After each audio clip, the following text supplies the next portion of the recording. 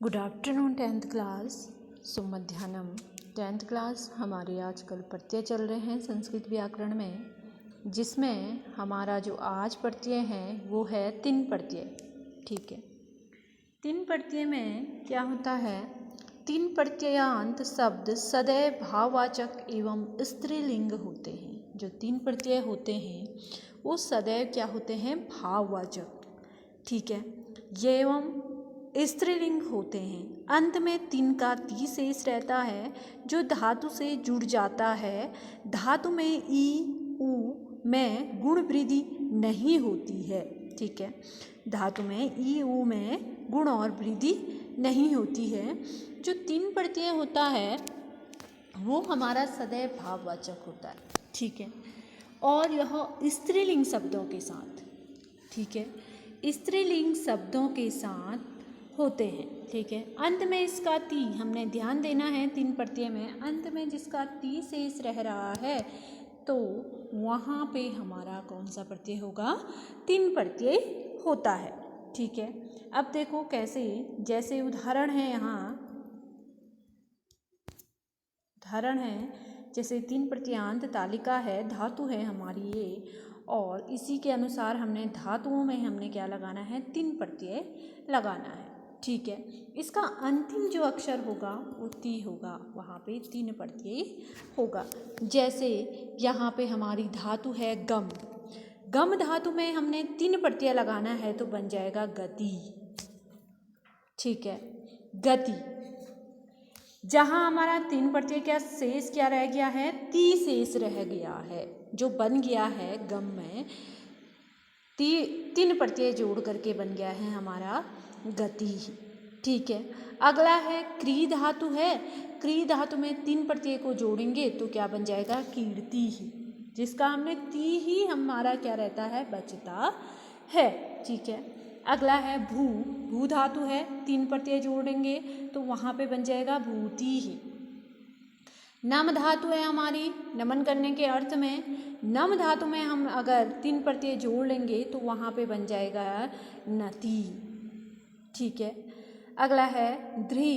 ध्री धातु है और हमने तीन प्रत्यय जोड़ना है तो ध्री में तीन प्रत्यय जोड़ लिया ध्री धातु में तो यहाँ बन जाएगा धृति ही। ठीक है, अगला दृश्य धातु है।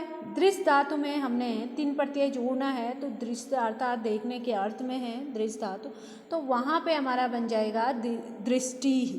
ठीक है, अगला है विपत। विपत हमारी धातु है। विपत अगर अर्थात कोई विपत्ति के अर्थ में ले लीजिए, कोई संकट के अर्थ में ले लीजिए विपत धातु को, तो विपत में अगर तीन प्रत्यय जोड़ लिया तो विपत्ति ही। ठीक है, नी धातु है, नी में तीन प्रत्यय जुड़ जाएगा तो नीति ही। स्था है, स्था अर्थात बैठने के अर्थ में, तो यहाँ पे अगर धातु जुड़ जाता है तो वहाँ पे हो जाता है स्थिति। ठीक है, सृज सृष्टि ही। ठीक है, इस प्रकार से सबसे सरल तरीका हमारा तीन प्रत्यय को पहचानने का है कि यहाँ पे जो शेष रहता है वह ती शेष रहता है। ठीक है, तीन प्रत्यय में। अगला हमारा कृतवाचक प्रत्यय। अब कृतवाचक सातवां जो अंतिम प्रत्यय था हमारा, इसमें था त्रिचवाचक प्रत्यय, जिसमें हमारा है ऋण त्रिच प्रत्यय। ठीक है, दो प्रत्यय आएंगे, एक ऋण प्रत्यय आएगा, दूसरा त्रिच प्रत्यय आएगा। उसके बाद हम पढ़ेंगे, इसके बाद जो प्रत्यय हमारे आते हैं वो होते हैं हमारे, वो प्रत्यय हमारे तद्धित प्रत्यय और स्त्री प्रत्यय। ठीक है, दो प्रत्यय और बचे हैं, उनके भी भेद होते हैं, लेकिन जो हमारा पहला जो प्रत्यय था उसके भेद हमारे पूर्ण हो चुके हैं, जो हमारा कृत प्रत्यय था। कृत प्रत्यय का अंतिम भेद है कृतवाचक प्रत्यय। ठीक है, कृत प्रत्यय के भेद पढ़े थे ना आज तक हम, जैसे वर्तमान कालिक कृत प्रत्यय जिसमें हमने श्रत प्रत्यय और सानज पढ़ा। भूतकालिक कृत प्रत्यय था, उसमें हमने कत और कतुवत पढ़ा। फिर पूर्वकालिक कृत प्रत्यय था जिसमें हमने कत्वा और ल्यप पढ़ा। फिर हमने तुमुन प्रत्यय पढ़ा। फिर हमने तब्यत, अनियर और तब्यत और अनियर प्रत्यय पढ़ी। ठीक है, भाववाचक तथा कृत भिन्न कारक प्रत्यय जिसको हमने तीन प्रत्यय अभी हमने पढ़े। ठीक है। लास्ट जो इसमें है कृत प्रत्यय में वो है कृतवाचक प्रत्यय जिसे हम कहते हैं, उसमें हमारा आता है णुल व त्रिच प्रत्यय। ठीक है, णुल और त्रिच प्रत्यय किसे कहते हैं? कर्तृवाच्य में वाला के अर्थ का बोध कराने के लिए धातुओं के साथ णुल व त्रिच प्रत्यय जोड़े जाते हैं। ठीक है, कर्तृवाच्य में, कर्ता के वाच्य में, कर्तृवाच्य में वाला के अर्थ को भोजन वाला, खाने वाला, कूदने वाला, आए समझ में? वाला के अर्थ में, वाला के अर्थ को, अर्थ का बोध कराने के लिए धातुओं के साथ णुल प्रत्यय, णुल व त्रिच प्रत्यय जोड़े जाते हैं।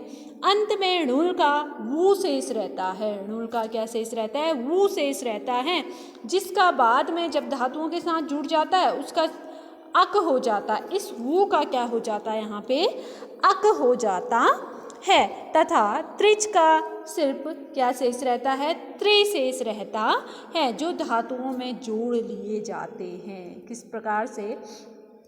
उदाहरण के द्वारा देखेंगे हम। जैसे यहाँ पे है णुल, जिसको हम, जिसमें णुल और त्रिच प्रत्ययान तालिका दोनों प्रत्यय आपको समझाए गए हैं किस प्रकार से कहाँ पे क्या होता है। इसमें क्या कहा था? णुल में वू जो शेष रहता है उसका अक हो जाता है, और जो त्रिच प्रत्यय में सिर्फ क्या शेष रहता है? त्रिशेष रहता है। ये ध्यान देना है। णुल का वू शेष रहता है जिसको हम अक कहते हैं। अक यहाँ पे हो जाएगा। ठीक है, धातु है हमारी याच, याचक के अर्थ में। ठीक है, मतलब याचना करने के अर्थ में। ठीक है, वाला के अर्थ में कहा गया था ये धातु जो कृतवाच्य में वाला के अर्थ का जो बोध कराते हैं उन धातुओं के साथ ही जुड़ता है णुल और त्रिच प्रत्यय। ठीक है, तो याचक, याच हमारी धातु है। णुल प्रत्यय में याच धातु का याचक बन जाता है, जो हमारा क्या है? अक शेष रह रहा है। या चौ क अक, चौ अ, चौ के बाद उच्चारण क्या लेते हैं हम? अ को लेते हैं अक। ठीक है, दूसरा हमारा त्रिच प्रत्यय में जहाँ पे सिर्फ त्रि शेष रहता है याच प्रत्यय लग जाएगा, याचित्र। ठीक है, याचित्र, याचित्र। ठीक हो गया।